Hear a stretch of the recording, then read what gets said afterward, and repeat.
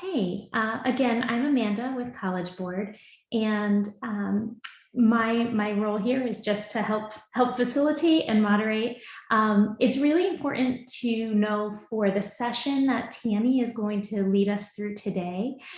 She is going to be previewing the new Springboard Math ebook experience that will be available beginning July 15th this summer.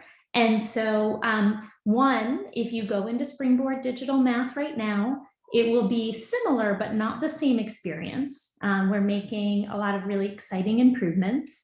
And two, Tammy is going to have to jump between different screens and different tabs to be able to show you the experience because it is in a preview environment. So we just ask for your grace there. In terms of folks who've attended, we appreciate you answering the poll questions. We see we've got a wide variety. Some folks have just started using Springboard, and some folks have been using Springboard for 5 or more years. And we also have a really wide variety of folks who have experience with Springboard Digital.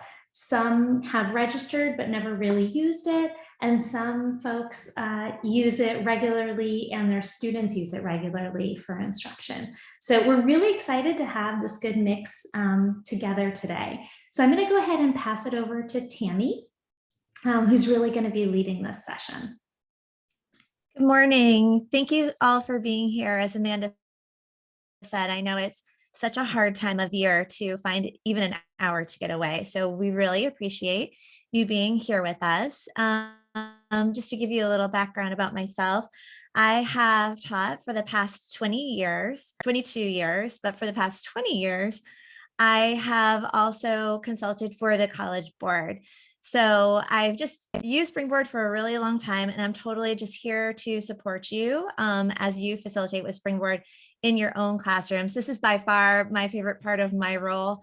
So I've taught elementary, middle school, and high school and worked as a math specialist, but working with my own colleagues is by far my favorite thing to do.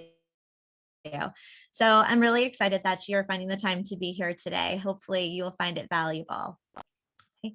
Our learning objectives for today are really just to look at how we use Springboard Digital during instruction from both the teacher and the student's views. And while we're looking at that, we'll get a chance to see a lot of the new functionality on the digital platform. And as Amanda said, a lot of the stuff that we'll look at is the functionality that will soon be accessible to us this summer. During the webinar, these are the interactions that you'll have available to you. So the Q&A option, you'll find that at the bottom of your Zoom screen in the taskbar there. We ask that any questions that you have, please post them using the Q&A option and not just in the chat, because that really allows us to pair the answer with your question so that you can find it easily. Sometimes the chat gets really full and it's hard to go back and find where the answer was to your question. So please use the Q&A for that.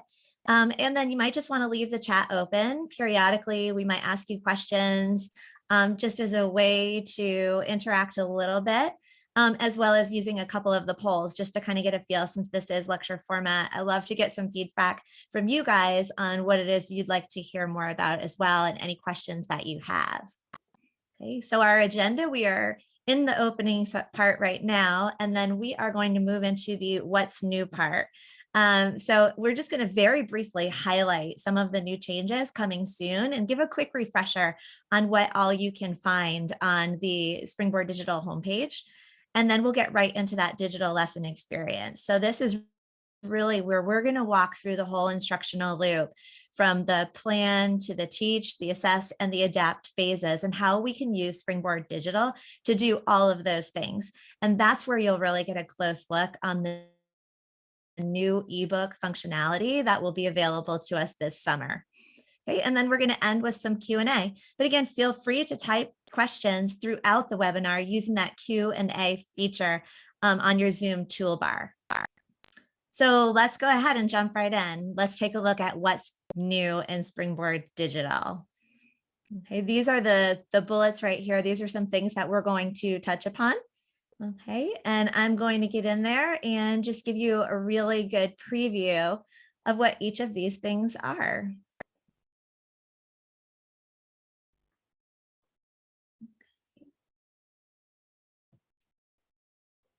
All right, so here we go. I'm logging into the Springboard digital site. And when we do, it brings us first to what we call the landing page or the home page. Again, for some of you that have been using this for a while, a lot of this is going to be a good refresher for you. For other people, a lot of this will be new. Please do not feel overwhelmed. This is being recorded, so you can go back and pause it and watch it at your own pace. But this is also intended as an overview, remember. So at the end of the webinar, I will show you where to find step-by-step instructions with videos on how to do every single thing that I model here. So really just try to look at this as an overview to get some different ideas and to see some of the new features.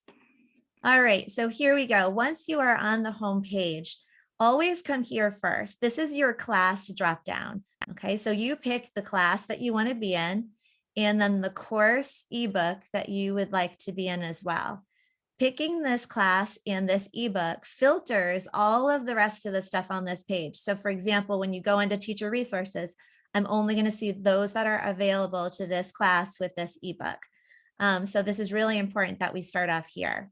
Okay, now I'm just going to kind of go through and make sure that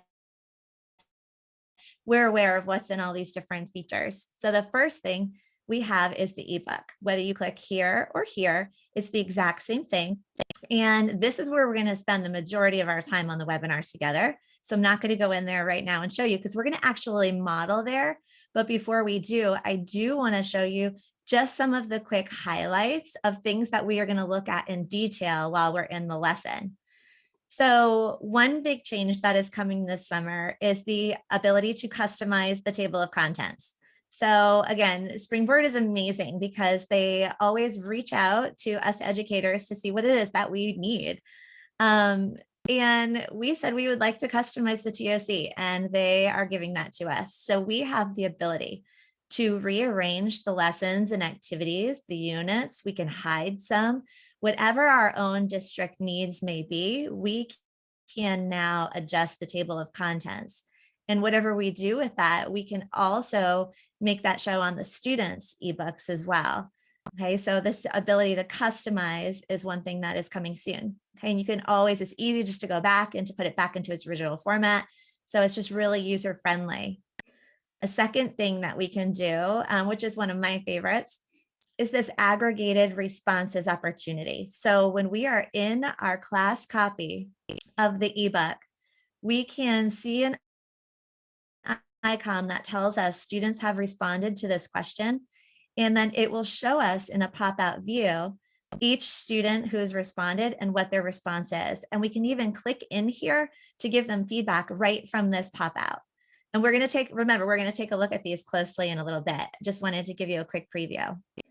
Docking images is another amazing feature. So you know how we're answering questions and we're supposed to be using this graph to do it, but then we have to scroll down and we can't see the graph anymore. Well, that's what docking is for. So now we just dock the image. That means it's going to stay put on our screen, even when we're scrolling through. So we can answer all the questions and see our image at the same time. Another one is the image tool. So all those questions where students are asked to put points on the graph, and we always think like, okay, well, on paper, that's easy to do, but how do we do that digitally? Well, now we can just drag and drop, or we can select this graph and we can put it right in the response box and annotate it, draw on it, add text to it, whatever we want as a way of responding to questions, or even as a teacher tool for modeling. Okay. So a lot of really great new features that are coming to us here. Just wanted to preview them. Again, we are going to look at them in detail in a few minutes. So that's a preview of the ebook, but this next thing here is the teacher resources. The teacher resources, there's no big new changes coming, but just making sure we're all aware that this past year, the teacher resources was given a new look. So better filtering. So now if we want to filter out and see only the teacher copies of the Getting Ready practice for this class and book, then that's all we see here. Okay, so just a better filtering option. And this same layout is going to soon be applied to the assessments tab later this summer as well. So the assessments are going to just kind of be given an improved and more intuitive experience, just like in the teacher resources.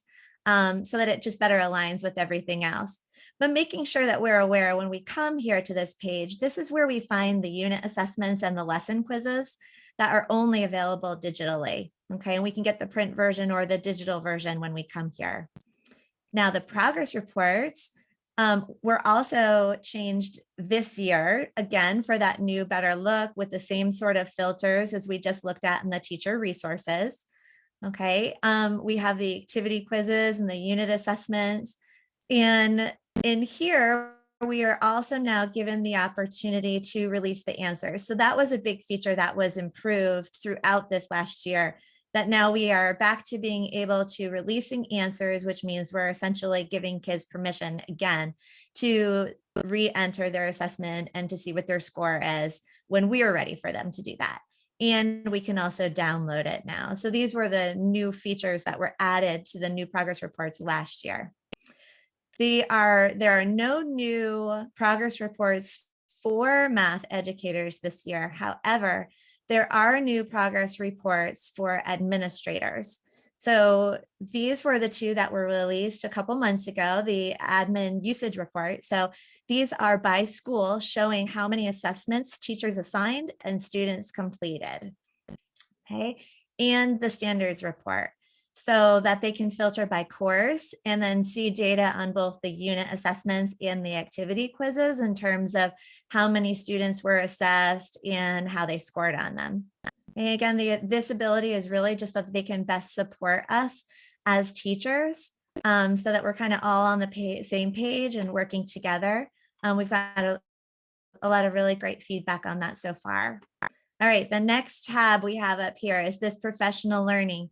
There is nothing new in this professional learning either, but we wanted just again to remind you that this is where you go for the e-learning resources. So if you're already thinking, well, great, I'm going to already need to go and watch this video again, this is where you're going to end up finding it in this e-learning resources. So here you have access to the math and for administrators as well. When you launch it, you will see the modules that you can complete with all the resources needed, and you do get CEU credits for doing this. In archived recordings, this is where you'll see the webinars and some other recordings. So this is where you're going to want to go later on to find this actual webinar as well. And then some additional resources. So just don't forget to check out those professional learning. Okay, and then next we have here this class roster. Okay, class roster again is the same. This was also improved last year over the year. So for those of you that are really comfortable with Springboard Digital, you're probably already familiar with this. But the thing that was new relatively recently was the ability to make classes active and inactive. So previously, if you were a self-registration district and you hit the end date, your class was just archived and there was no way to get it back. Okay, that was actually for everyone, Clever, ClassLink, self-registration. But now if you are self-registration, you can go into that inactive class and you can change the end date so that you're essentially reactivating it. The nice thing here too is that only the active classes are going to show up in your dropdown. So that was a really important change and feature this year in terms of the class roster. Just want to make sure you're aware of that. This yellow tab here, this what's new. Always go in there and check this out, because throughout the year, they are amazing. They are continually hearing our requests and making improvements. And this is where they post them. So when something is made, it'll show up here with the date. And you can almost always click this plus sign to get links directly to whatever this update is for some more detailed information. All right, anytime you want to get back to the home page now, you click here on Springboard, okay, and that will always bring you back to the home page. And on the home page next, we are going to look at the partner resources. So they're shown here at the bottom. Okay, yes, it shows Google Classroom. You do not have to have Google Classroom to use it. It's just a quick link for if you do. And then the Desmos tiles. The only change here last year was that when you click the Desmos tile, it brings you directly to Desmos Classroom. Okay, and where you can create your own class here instead of in Springboard, or you don't even have to, you can just assign activities and give students your code. So this change was made really just to give teachers more access to all the amazing activities on Desmos. All right, now we have this help button. You can move it around if it's ever in your way. Okay, but when you click on this help button, you can select a category that you would like to learn more about. So maybe I have questions about these progress reports and specifically about how to interpret them. When I do that, it's going to take me directly to the Springboard Digital User Guide. And in here, I'm going to find step-by-step instructions with videos on how to do pretty much everything on the Springboard Digital website. Okay, and from this page, I also now here on the left navigation have access to any other page that I have interest in as well. Okay, so make sure you guys check that out as well. It is super helpful. All right, and really the last thing that's even on this homepage here that you could possibly click on is right here, this Black College Board. And when you click on that, that brings you directly to the College Board website. So you don't have to be in Springboard Digital to access this, because let's say you're having trouble just getting logged in, you can't use that blue help button. We'll just come directly to springboard.collegeboard.org. And when you're here, you can come here on the right to using Springboard Digital. And then here in this big blue box is what takes you back to these pages that we just talked about, all of the user guide information. So if you need help with logging in or just contacting Springboard, whatever it may be, all of that is accessible here. And you'll also find information on things such as office hours, which are really great, webinars, and just posted resources that are really helpful. So check out all of those things. So before I go on, I would love for you to take a quick poll, just kind of letting me know of the preview that I've kind of walked you through. So some of the changes that are new this year or were new this past year that we're going to look more into in a few seconds. What are you currently most excited about?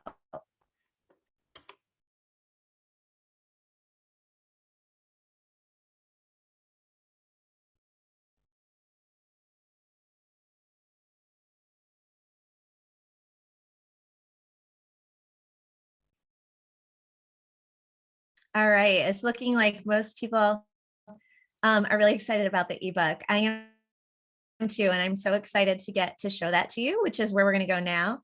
And the progress reports. So the progress reports, they're amazing, the new format that they're in. They're so much easier to use, both for us and for students. So we'll take a look at those as well. So thank you very much for taking a second to do that poll. So let's go ahead and get into the user experience for the digital lesson. So these bullets are some things that we're going to address, but we're going to address a whole bunch more as well. Okay, so let's just go ahead and jump right in there. Okay, so the very first thing that you're probably thinking is, okay, well, how do I get an account? So if you haven't had an account, or if you're working with a new teacher to your school, because I know most of you have signed in to Springboard Digital, then just remember, all we do is we get a user code if we're self-registration from our Springboard Tech coordinator, okay, whoever it is at our school that has set up Springboard for us. And we enter it here. So on the login screen, we just click new to Springboard. And then when it asks us for a code, we put that access code in right here. Okay. And so again, if there's any teachers new to your school, that's what they have to do. Their district will give them a URL. If they're self-registration, they must be given an access code. Now, if they are Clever or ClassLink, then the district is likely going to do this for them. So they will not have to do that on their own. Okay. So now we're all in. And I know some of you said that you have used Springboard instructionally, and some of you said that you have not. So even if you have your account, but you haven't used it instructionally, the first thing that you're going to have to do is get your students registered. Okay. But in order to have your students join your class, you have to have a class. So you come here to class roster, and within the class roster, this is where you are going to create a class for those students to join. You click the yellow create new class button here. Okay. And then I'm going to click on one I've already done just to, you can see it all filled in. Okay. You fill in all the information with your start and end date. It'll prompt you to select any course book that you want the students to have access to. So you might assign more than one, maybe the current course that you're on, maybe the previous or the next, in order to support or extend. And then it will show you here who's in your class. Currently, you won't have anyone in your class because you just created it. So how do you get students in your class then? Well, here next to this class that I made, it shows my access code is right here. So again, this is the code that I then give to my students, and my students would go to my same URL. They would click the same new to Springboard and enter that code. But this time, because of the access code, it is specifically going to bring them to a student account and put them directly in your class, so that the next time you come on and you enter one of your classes and you go to the students tab, you'll see the name of all the students in your class. All right, so now we have students into our class, and we are ready to go ahead and start planning a lesson for them. So to do that, I need to go to the ebook. So I'm going to click on this ebook tab, and I'm going to model this in the QA, because again, if you go into your ebook right now, you are not going to see the same view that I'm going to show you today. Remember, in the summer, in late July, this is where we're going to be able to access the same thing. Okay, so I am in my ebook. Now I would open the table of contents to navigate to the lesson that I would like to plan. And you'll notice the format. It doesn't have the button here yet in terms of editing the table of contents. That is going to be available by the time this comes to us. And now we have the drop downs, just a new format for viewing it, makes it easier to see. And there's some things that are now added to this that weren't here before. So for example, all that front matter that used to only be in the teacher resources, it's now right here in the table of contents, which is fantastic.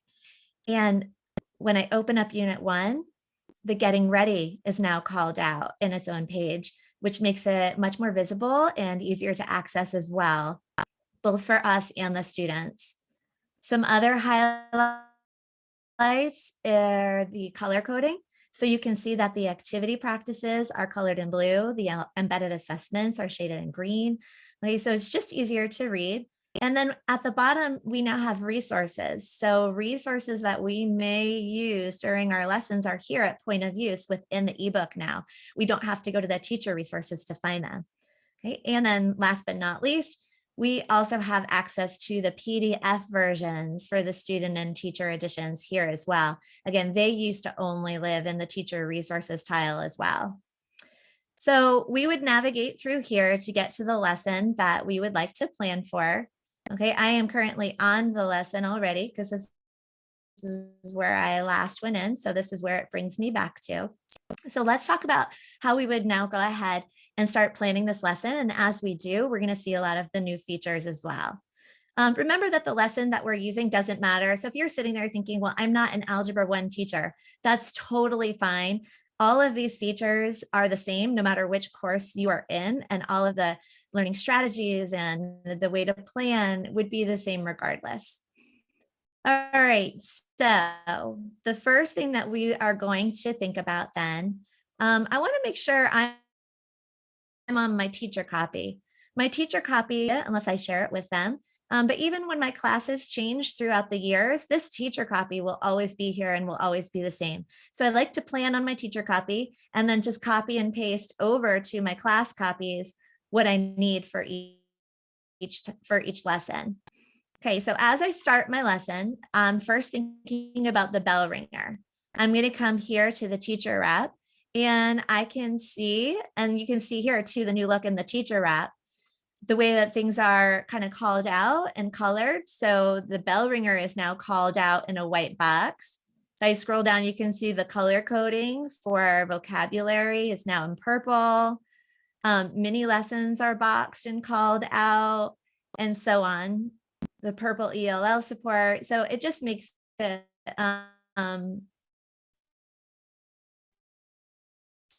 much more visually appealing and easier to read. Ringer that I would like to do for this activity, but I do need to do a bell ringer. So I'm going to turn edit on, and I'm going to hit this pencil to edit it. And I think I'm going to go ahead and change what I would like my bell ringer to be. Maybe I don't want it to be this. I know you're all gasping. She just deleted it, but you can get it back no matter what you do. It's all fixable, I promise. Okay, and then I am going to just put in there what I want my new bell ringer to be. Okay, and then as long as I just scroll down and save this, it will always be there. Now I can always go back and revert to the original bell ringer at any time within this edit function as well.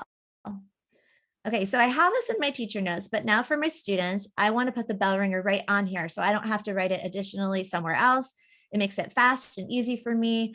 I might do that using a sticky note. So you can see this is a new format from the previous version as well. So it's going to pop up like this. So it's, again, much more visual, easy to use, and we can get things in single clicks now. So I'm going to click on the sticky note. Sticky notes now, you can change colors here. Okay. And then there's all of these features.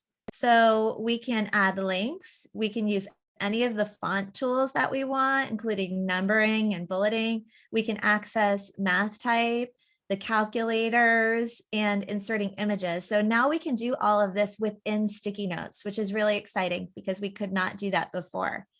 So now I'm going to just take my information that I wanted for students for the bell ringer, and I'm going to put it right within this sticky note. Okay, and save it. Okay, and now it's right there ready at point of use. The bell ringer is ready for students when I copy it to the class copy. Okay, and it's always here for me on my teacher copy throughout the years. It's permanently saved until I choose to delete it. Okay, so the next thing after the bell ringer with my students, we'd go ahead and unpack the learning targets.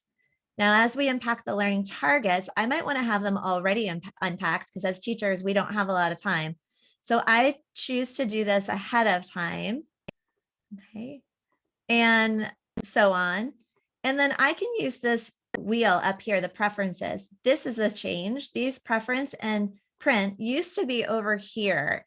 Now they are right here in this frozen bar here at the top, so that no matter where I am in the lesson, I can have access to turn my annotations or my answers on and off. Okay, so I could just keep them off while students are unpacking their own learning target. And then when I'm ready to review it with them, I can just turn it on and be ready. And even life of a teacher, well worth it. Okay, so just an idea on how we might do that there. Okay, so now after we unpack the learning targets together, I would want them to make a connection to the unpacked embedded assessment. Now, how do I do that digitally? So to do it digitally, I like to use just a Google Drawing, or you can do anything you want. Often we have this hanging on chart paper in our classroom. We get a lot of questions on how to manage all those, though. If we have 6 different periods of math, this is one idea, is to do it digitally, and that way students can always have access to it even when they're at home. And I want my students to be able to access this during the lesson, so I'm going to copy this URL, and right after we finish the learning targets, I want them to look at it and to make a connection to it. So I can choose this link option and put it in, and I can title it if I would like, and then insert my link. And now, anytime students click on this, they have the direct access when they click here that will bring them directly to the Unpacked EA, where they can mark on it and use it instructionally during the lesson. All right, we have now unpacked the learning targets, connected to the Unpacked embedded assessment.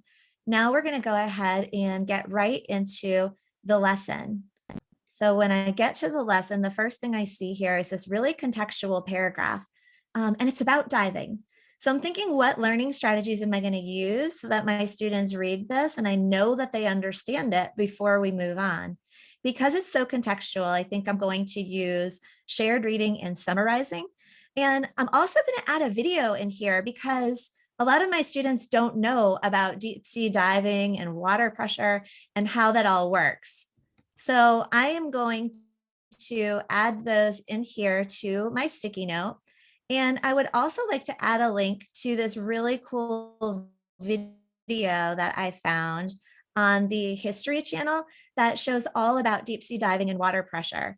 So I'm going to copy this link and I'm going to add it in here into my sticky note so that when students get to this point in the lesson, whether I am modeling it or they have their own devices, either way, they will be able to just right here at point of use, read the directions and watch the 4-minute diving video from the History Channel to give them a little bit of context. Okay, now remember too, I am just showing you a whole bunch of different possibilities. There's a lot of different ways you could do this. You might use all of these, you might use some of them. My goal is just to give you ideas while showing you some of the new functionality of the new version of the ebook. So in the old version, we had those call out boxes, those signal boxes. They have a new format in the new version. They look like this now. They'll be colored and linked, and you can click on them or this plus sign to open up the box with the information for connecting to science in this case. Okay, so just a new format for it. As I go through and I plan this lesson now, if I want the answers on to help me plan, again, remember I can come to the preferences tool and toggle them, which is really nice now because we used to be on like question 7 and we would have to scroll all the way back up to the top to turn the answers off before we had students do the next chunk. Now it's right here, no matter where we are within the lesson, we can turn them on and off without having to scroll up and down, okay, which is a really, really great improvement too. Okay, so we're here and I want to know what the first chunk is that I'm planning. So I'm going to come to the teacher rep and I see in chunking the lesson here that the first chunk is numbers 1 through 3. So when I look at numbers 1 through 3, the first thing I see in here is that they're going to have to describe a relationship between two things. I might choose to highlight those to just model for them how we might use highlighting, marking the text as we work through the lesson. Okay, now you can choose a color and the same click. Okay, as you do it, you do not have to highlight it and then go back and change the color. You can do it right within one click. So that's another really good new improvement this year. Now, I noticed too that to answer these questions, I have to be looking at that graph, but I can't see it here. I'd have to scroll up, scroll down, and the graph is really big. So this is where I would want to tell the students what their directions are, what it is that they're going to be working through, and that they should probably dock it. So I'm going to choose to leave a sticky note here with those instructions. Okay, so I'm telling them that they're going to be using discussion groups to do number 1 through 3. That's the first chunk. And I'm giving them this tip because docking is new to everyone. So I want to make sure that students understand that you can dock it as you go until they get into that habit. So in order to do that, I see this docking button right here. And when I click it, it puts that graph that I need to use to answer these questions right here. So now as I continue scrolling through, this graph will be here ready for me to reference as I answer the questions. When I'm done with it, I can just put it back. Okay. All right. So docking is one of my new favorite things. And I want to remind students now as they work through this that they should be marking the text just as I modeled for them in number 1. So not only can we use sticky notes to give directions and tips and whatnot, we can always use the response box as well. So when I click into the response box, and I'll show what this looks like from the student perspective, but it is different than previously. This is, again, a new feature for the version 2.0, where we still have all of these possibilities in our response box now, similar to the sticky note. And I can add my tip in here that I want them to mark the text. And I can even, again, add this link. So I have a learning strategies word wall for when we are not in person, whether they're doing it for homework or there's something going on in the world. Either way, they can then access this learning strategies word wall. They can add to it. And again, right here digitally, I can just give them a point of use link where they can always access it no matter where they are. And it just makes it so much faster, even if we are in person in class. Okay, so I can put the tip in there. And because they're doing numbers 1 through 3 all at the same time, I know that after number 3, we're going to have to debrief. So again, I might choose to use the respond box to add a debriefing question, okay, and an early finishers question. So depending on the chunk and how we're doing it, if it's individual or as a group, they'll definitely finish at different times. So what kind of productive task are they going to be doing while they're waiting for the other groups or for us to all come back together? So I like to add early finishers here as well. So again, these are just ideas to give you. You do this however you want. I know I'm showing you a lot, but just so you have some things that you can take away from what you like or what you don't like. Not all of these things need to be used in every lesson. Again, those signal boxes are shown here as math terms. I already put some in here now just to show you. I had put a vocabulary organizer here. When they get to the math term, I want them to go to this link, okay, and fill out the Freyer model on this linear equation. So again, a lot easier than doing this on paper. I have it directly linked right here. They can make their own copy and they can write in it. Then we have the math tip. Again, instead of a signal box, this is the new format for that. In the definition box, when they get here, I added the interactive word wall. So again, I just have it linked here. They have an opportunity. It's great to have it up on the wall of the classroom, but having it digitally as well allows them to be more interactive with it. They can drag and drop and sort these words and do all sorts of different things to this, and having their own copy, they can even kind of know their strengths and things that they need to still work on and go back to. So just another idea of how we could use that. Number 4 here was the next chunk because it had all of that information. And so I put the debriefing question here as well. Okay, so I would just continue through the lesson doing the same thing. I notice in this next chunk, which is numbers 5 through 9, graph. So I'm going to put here directions that I would like them to use it both with Desmos and by using the image tool. I'm going to show you here how to do it with Desmos. And then on the student version, I'll show you how to do it with the image tool. Okay, now doing it with Desmos, you click into the respond box, and now we access Desmos right here in this icon. Okay. Oh, let me see. Let me switch my share.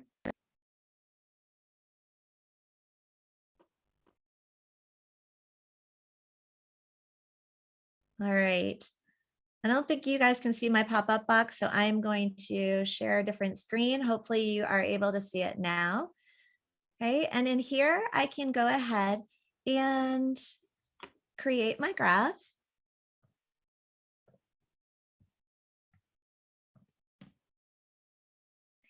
And I can add the points to it. Okay, and so on. I'm not going to take the time to go through and to do them all.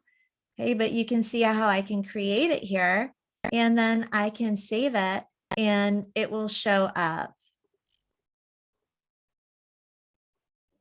Okay, so I have this here as a teacher use. So I noticed that when I had the answers on, there was no answer graph showing for this one. Okay, so I created it here. And also you can put multiple ones in here. So I could put 3 or 4 graphs. So, and then just use it as a teaching tool, saying these are the different graphs that I see as I walk around the room.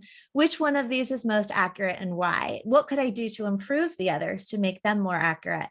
So we can use this response space as a teaching opportunity as well. All right, again, I added a hint in here for number 6.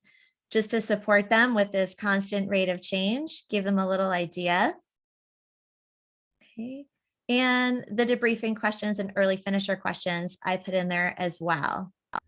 Okay. Now, when I got to the check your understanding, before they did it, I wanted them to go ahead and watch this Khan Academy video, okay, as a quick refresher.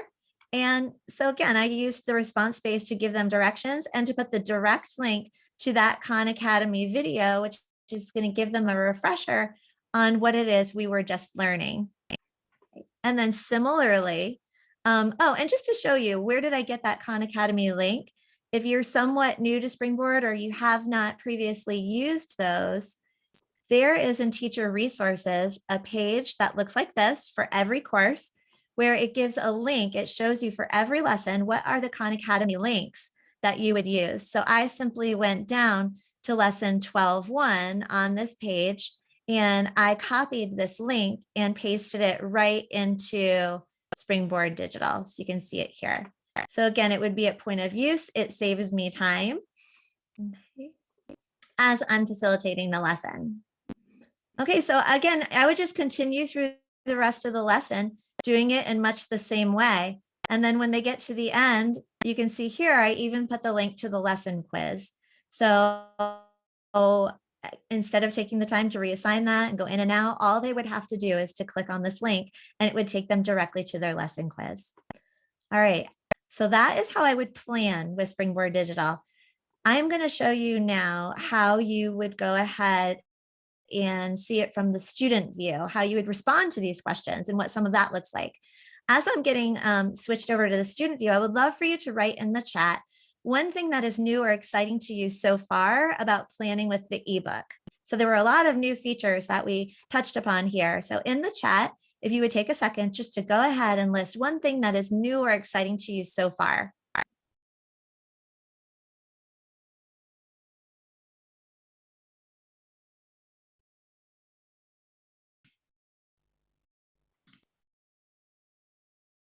And just as folks are typing, I just wanted to reiterate for folks that as you know, Tammy's showing all of these great links and resources.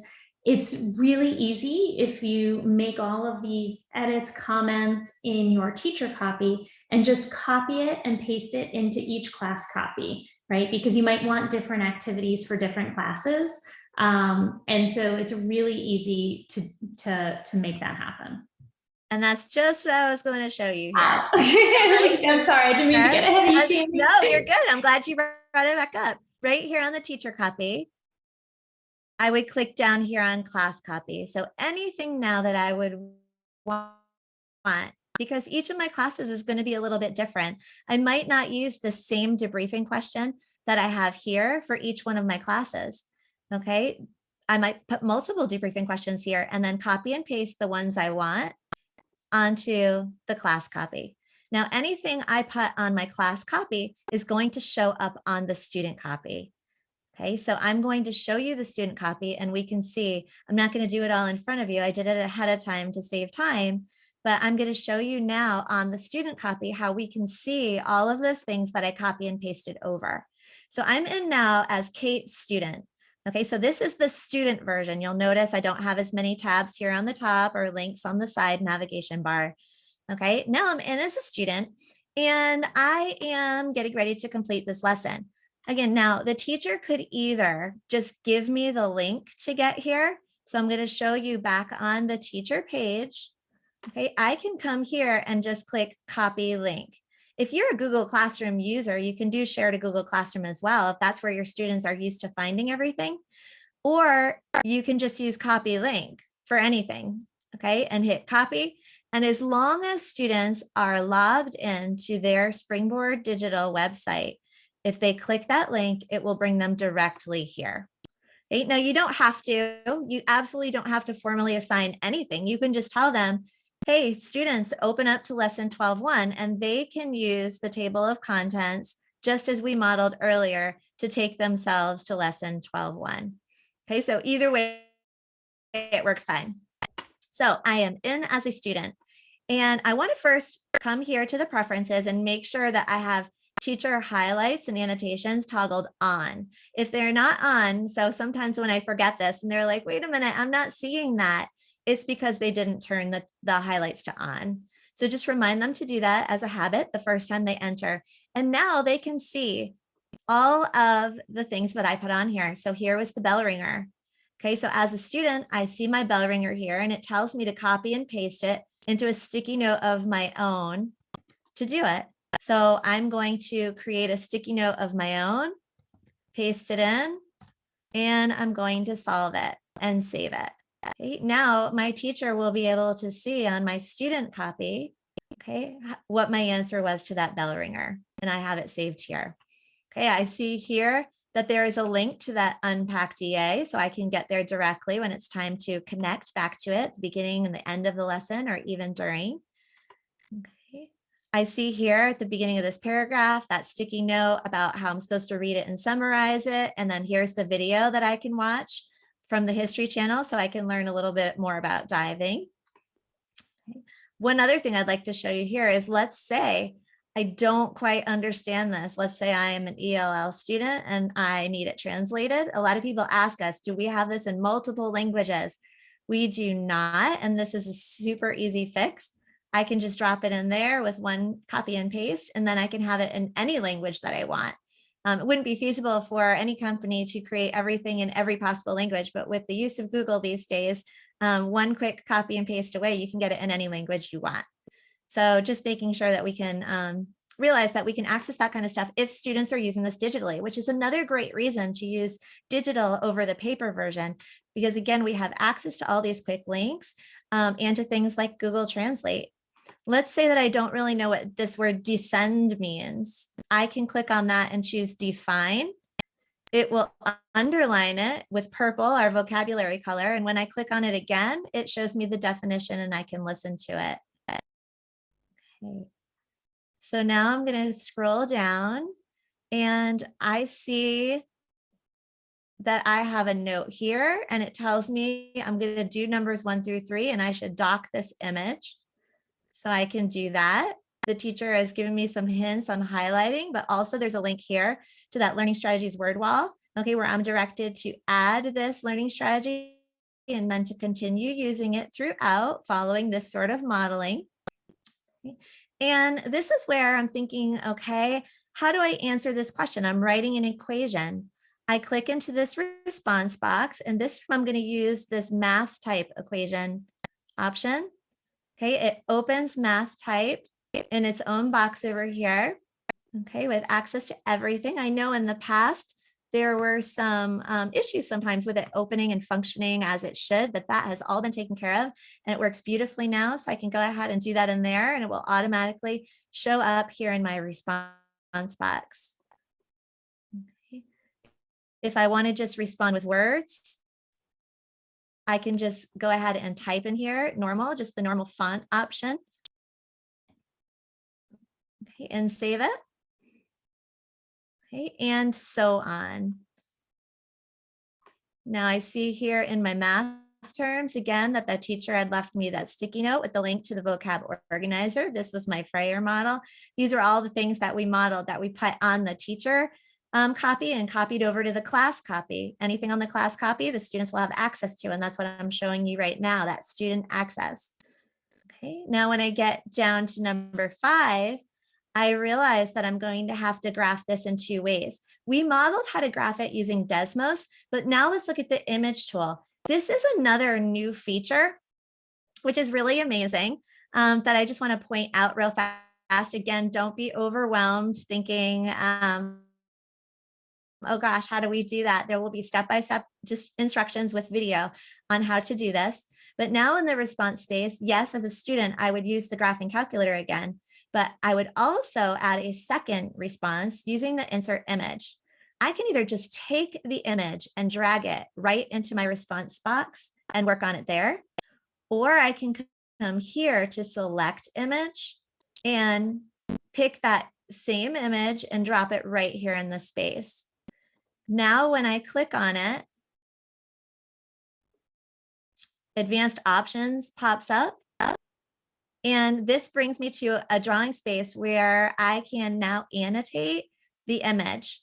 So I'm going to resize it first so that it fits better in my window. And now I can go ahead and I can draw on it, which is really exciting because this is something we weren't really able to do previously, but now we can, and it makes a huge difference. We've been waiting for this for a long time. So I can go ahead and put my points directly on this, draw on it in any way that I want. I can choose to add a line if I want. I can do all sorts of different things, okay, while I'm in here. And then when students are done and they save it, it shows up annotated in their response space. Okay, so you can see it here. Okay, beautiful. So again, I continue working through this as a student, seeing whatever it is the teacher left for me, the hints, the sticky notes. Okay, and then I get down here, I see this link to the Khan Academy video at point of use, and then at the bottom, the link to the lesson quiz. So a lot of great things I can do as a student. Now you're thinking as a teacher, right? How do I see this? This is one great feature that I really want to make sure we point out. I'm going to go back to the teacher page, okay, and I'm going to refresh it. When I'm on the teacher page now, I'm going to be able to see, well, when I'm on the class copy of my teacher site, I'm going to be able to see all of the student responses here. Okay, so I come here again, I make sure that I'm on the class copy. Okay. And when I scroll down, I can see an icon like this beside each question telling me that there are responses to view. When I click on that, it shows me that there are 2 kids in my class that have responded. This is what they both wrote as their answer.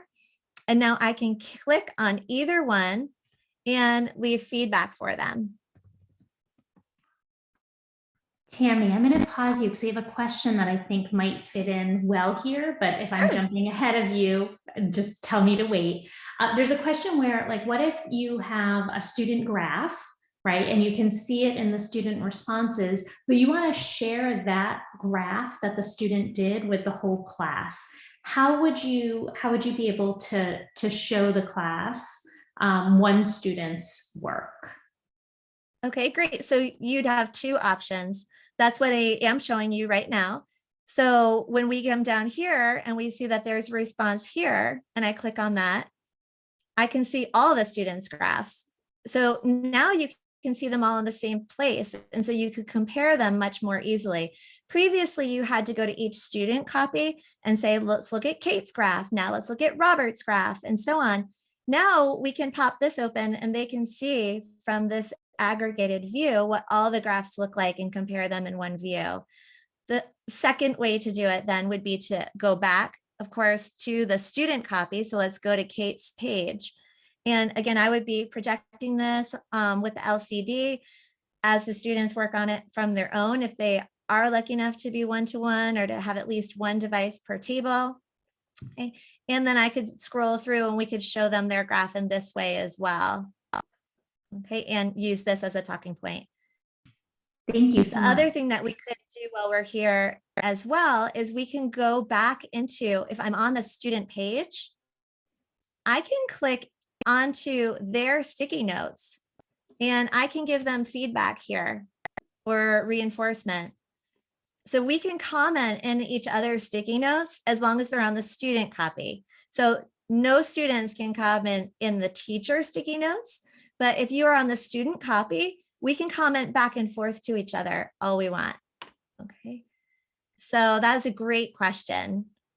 Did I answer it? If I didn't, put something else in the chat so that I can get back to you again. All right, so just some quick things to see. Again, how we can assess looking back at the student copy. We can see it straight from the class copy, that aggregated view of all the responses, which is really great now.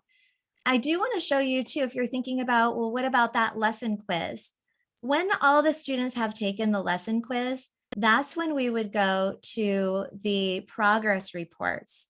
So let me go back into my real account to show you an example of that. in the progress reports, this is where you are going to be able to see a real view. Okay. Of how students did on the lesson quiz. Okay, so if you want to give feedback or see how they answered each question within the lesson, you do that right in the ebook. But if you want to see how they performed on the lesson quiz, you come to progress reports and you can filter and sort, make sure you're in the class that you want, and you can find that lesson quiz. Okay, this one here shows that it's not started, but if you go into a lesson quiz, this is where you would be able to release the answers. So at this point, these students cannot see their scores yet or go back into the actual assessment until I release the answers back and I can download a report. Okay, and then students have this same view from their screen so that they can see only their data, of course, but they can go back in and they can see how they performed on each question, what the right answer was, what their answer was that they chose, and then some complex information on it. All right. Any additional questions popping up there, Amanda? No, I think we're good to go. Okay, great. So again, that's just a real quick view of how we would plan it as a teacher. We would actually, during the teaching phase, how the students would work through the lesson digitally, looking at some of those new features in the new version of the ebook, and how we would then in the assessment phase of it, go back into their ebook to see either the aggregated view on the class copy or going directly to the student copy, and how we can give feedback directly in there as well, in both the response boxes that pop up with the aggregated view, and then also within sticky notes even, which is fantastic. So the last thing that we would do then would just be adapting it. So that's the last part of the instructional loop.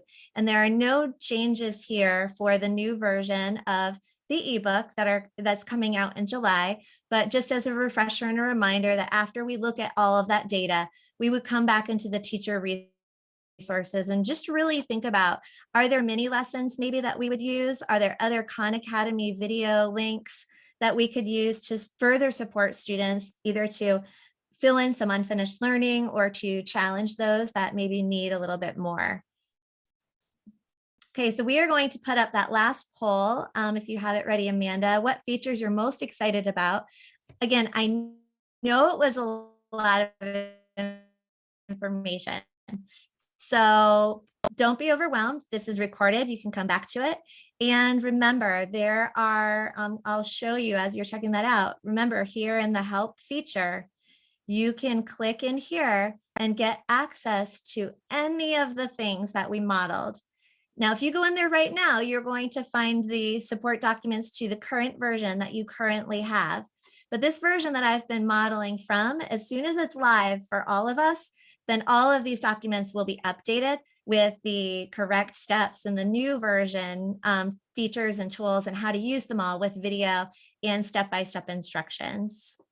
So make sure you go ahead and check those out.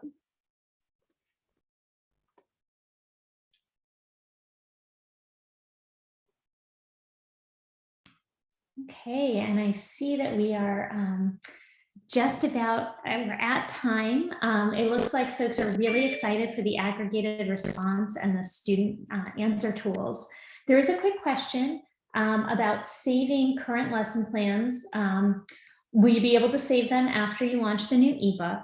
So there's actually, I'll drop the link into the chat, but we have 3 different ways that you can save current lessons that you might have in your teacher wrap,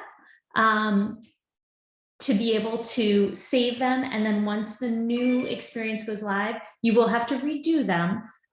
But that way you at least have all the thinking done and it's simply executing on the new ebook experience. Okay, thank you so much everybody for joining us. And Tammy, thank you so much for walking us through this experience. As a reminder, we will send a recording of this webinar out to you so you can review it. It also is in Springboard Digital. And, we really look forward to sharing the new experience with you. If you have any questions, please feel free to email us at springboard@collegeboard.org. Have a great day, everybody. Thank you so much.